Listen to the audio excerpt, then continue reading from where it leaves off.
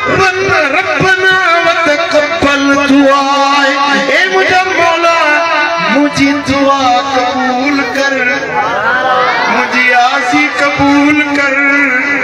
रब्बना ग़फ़िरली वलिवालिदैया, एक असांजा पालनहार असांखे भी माफ़ कर, मुझे अब्बे के भी माफ़ कर, मुझे अम्मड़ के भी माफ़।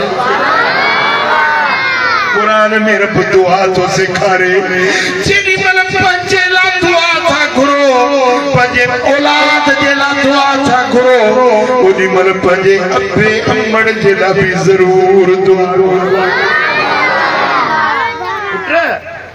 जेन दुआ घुरो ऐं पंजे दुआ में पंजे पीउ जे ला दुआ न घुरेव, पंजे भाउ जे ला दुआ न घुरेव न, त तव्हांजी दुआ तव्हांजे हक़ में बि कोन क़बूल कोन्हे।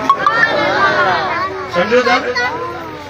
जेॾी महिल दुआ घुरो चओ मुंहिंजा मौला मुंहिंजे अब्बे जी पारत थई, मुंहिंजी अम्मड़ जी पारत, छो त अब्बे जा तव्हां ते एहसान आहिनि, अम्मड़ जा तव्हां ते थोरा आहिनि।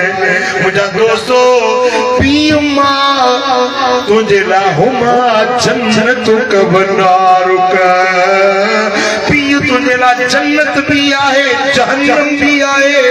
जे पीउ खे राज़ी कई त जन्नत आ, जे पीउ खे नाराज़ कई त जहन्नम। मदीने वाले साईं फरमायो, रिज़ाउर रब्ब फी रिज़ल वालिदे व सख़्तुर रब्ब फी सख़्तिल वालिदे। अल्लाह जी रज़ा पीउ खे राज़ी करण में आ, अल्लाह जी कावड़ अल्लाह जो डमरुई कहर पीउ खे नाराज़ करण में आ। मगरा कीअं ख़बर पवंदी त रब राज़ी आ या नाराज़ आ?